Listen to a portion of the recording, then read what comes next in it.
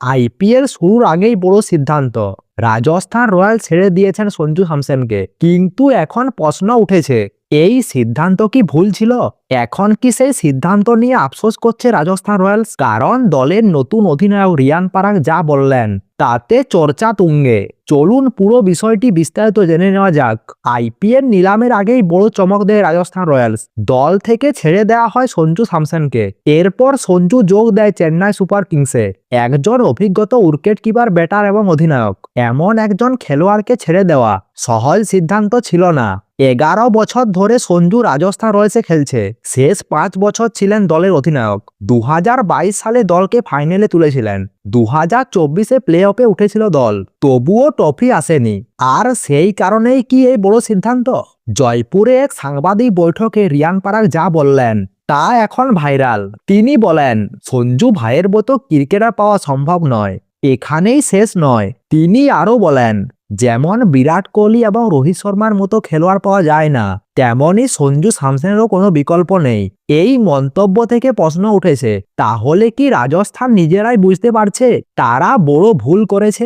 গত মরশুম থেকে শোনা যাচ্ছিল সঞ্জু স্যামসনের সঙ্গে ম্যানেজমেন্টের মতবিরোধ চলছে। শুরুর 3টি ম্যাচে ইম্প্যাক্ট প্লেয়ার হিসেবে খেলেন সঞ্জু, অধিনায়কত্ব করেন রিয়ান পরাগ, আর মরশুমের শেষ দিকে বেঞ্চে বসে রাখতে হয় সঞ্জু স্যামসনকে। এই ঘটনা থেকেই স্পষ্ট হয়ে যায় দলের ভেতর কিছু সমস্যা ছিল। তখন থেকেই জল্পনা শুরু, রিয়ানকে স্থায়ী অধিনায়ক করা হবে। এবার সেটা বাস্তবে দেখা গেল। এখন সব থেকে বড় প্রশ্ন, রাজস্থান কি তাদের সিদ্ধান্ত নিয়ে অনুতপ্ত? রিয়ান পরাগের বক্তব্য শুনে অনেকে বলছেন, দল হয়তো বুঝতে পারছে সঞ্জুর মতো খেলোয়াড়কে বদলানো সহজ নয়। একজন অধিনায়ক শুধু রান করেন না, দলকে নেতৃত্ব দেন, কঠিন পরিস্থিতিতে সিদ্ধান্ত নেন। আর সেই জায়গাতেই সঞ্জু ছিলেন বিশেষ।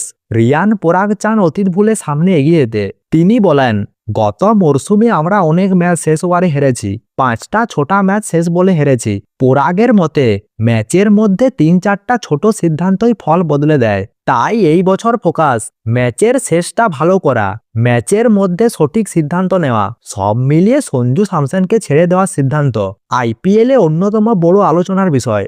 এটা কি কৌশলগত সিদ্ধান্ত, নাকি সত্যি একটা বড় ভুল? তার উত্তর মিলবে আইপিএল এর মাঠে।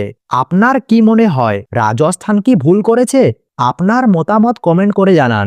আর ভিডিওটি ভালো লাগলে ভিডিওটি লাইক দিয়ে চ্যানেলটি সাবস্ক্রাইব করে দিন।